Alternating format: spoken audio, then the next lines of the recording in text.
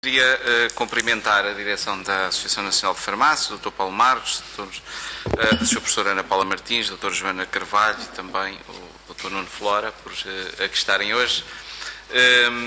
Numa situação diferente, num contexto diferente, sentia-me mais entusiasmado a fazer esta audição. A verdade é que, ao longo destes 4 anos,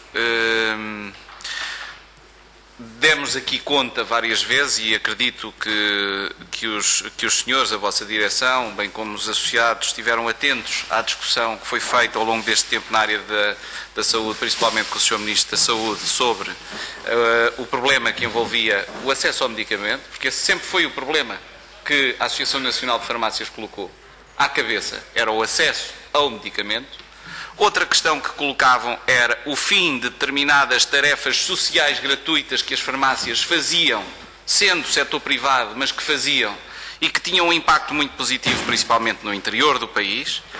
Outra questão era o risco de encerramentos, de insolvências, de mercadoria, de alguma forma, ou medicamentos suspensos por falta de pagamento a grossistas.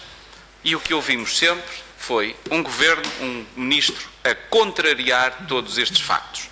Nós tivemos 4 anos a lidar com um ministro surdo. Em relação ao medicamento, tivemos a lidar com um ministro surdo.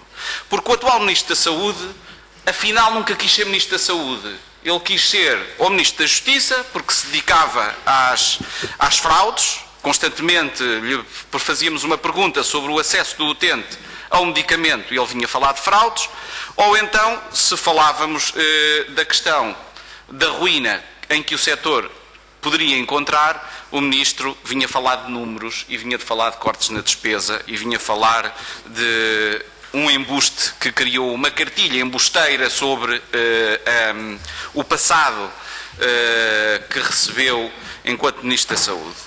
Portanto, é esta falta de entusiasmo que lhe digo, que espero que seja renovada já a partir de outubro do ano que vem, em virtude de que aquilo que a Associação Nacional de Farmácias hoje aqui traz e que é público, é nada mais nada menos do que aquilo que foi acontecendo ao longo do tempo, tendo agudizado em algumas questões, nomeadamente, se olharmos para o slide 6, e é uma das questões que eu peço ao Sr. Presidente que possa explicar, esta questão do impacto no valor para o utente, no que toca ao medicamento. Porque o Sr. Presidente também sabe que, além de existirem farmácias que fecharam, podem ter reaberto de seguida.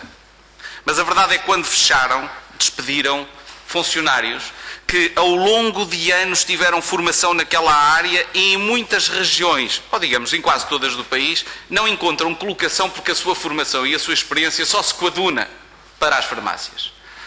Nós precisa este país de sensibilidade social no Ministério da Saúde que se coadune com a realidade. As farmácias são ou não são parte integrante do Serviço Nacional de Saúde?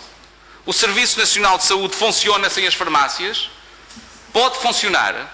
Não, não pode funcionar. O Partido Socialista não tem qualquer tipo de dúvida sobre que as farmácias são essenciais para o Serviço Nacional de Saúde. Mas não foi verdade isso durante estes 4 anos para este Ministro da Saúde e para este Governo. As farmácias não eram parte integrante. Podia-se ter atalhado, podia-se ter resolvido, podia-se ter atenuado na reforma em várias reformas que foram iniciadas por nós e que não foram paralisadas, digamos assim, paradas em determinada altura. Porquê é que não se parou o preço do medicamento no mínimo exigível? Para que pudessem as farmácias não mexer nos recursos humanos, não parar o serviço de ação social que faziam. Quantas farmácias tinham veículos que distribuíam a 20 e a 30 km de distância medicamentos e tiveram que parar esses veículos, ou por falta do recurso humano ou por a venda do veículo, por uma necessidade efetiva de abandono do custo fixo. A verdade é que hoje temos infelizmente, no setor das farmácias, temos debilidade.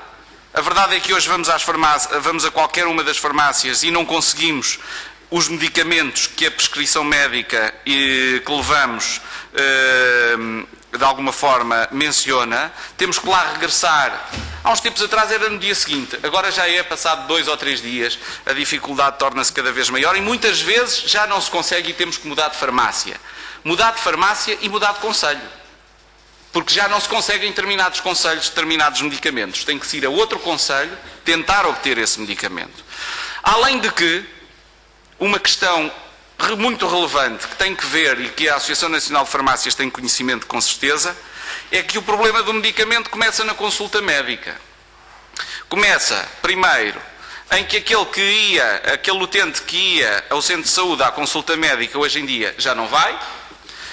Aquele que ainda vai chega ao ponto, e isso foi a ordem dos médicos que o referiu publicamente, de pedir ao médico para não lhe prescrever determinados medicamentos, porque ele até só toma metade daquele medicamento. Portanto, partem os comprimidos ao meio para durar mais tempo.